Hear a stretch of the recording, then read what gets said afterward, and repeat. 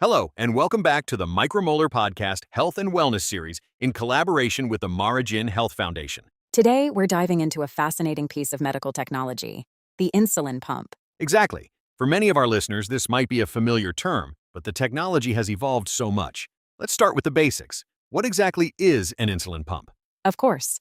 At its core, it's a small device that delivers a continuous, steady stream of rapid-acting insulin.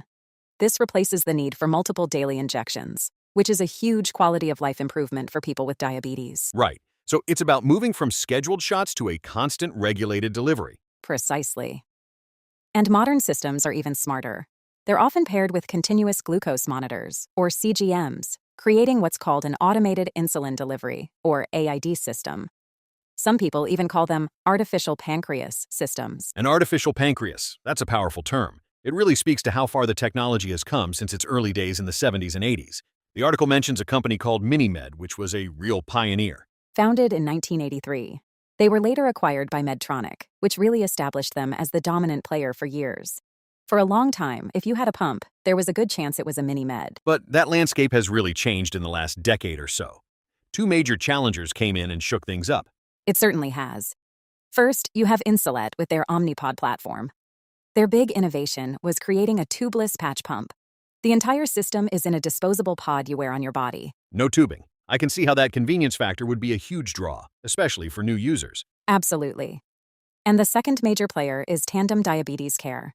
Their T-Slim X2 pump gained a lot of ground because of its advanced software, smartphone integration, and a highly regarded algorithm called Control IQ. So, you have Omnipod focusing on form factor and ease of use, and Tandem focusing on a powerful tech-forward software experience. That's a great way to put it. And all these systems, Medtronics, Insulets, Tandems, are moving towards that fully integrated automated insulin delivery model. They combine the pump, the CGM, and a smart algorithm to automatically adjust insulin doses. Which leads to much better health outcomes, right? Better glucose control, more time in the target range, and less risk of dangerously low blood sugar. Exactly. The clinical benefits are clear, and it's why the market is growing so robustly. But the really interesting part is where this is all headed. Let's talk about that. What are the next big trends? Well, one of the biggest pushes is for longer wear times. Right now, users typically have to change their infusion sets or pods every 2 to 3 days. The next generation of systems is aiming for 7 days, or even longer. 7 days. That would be another massive leap in convenience. But it presents a new challenge, doesn't it? The insulin itself has to hold up for that long inside the device. That is the critical point. To make longer wear times possible, you need incredibly stable insulin. It has to resist breaking down, clumping together, or causing blockages in the pump over that extended period. So, the future of these advanced artificial pancreas systems isn't just about the hardware and software.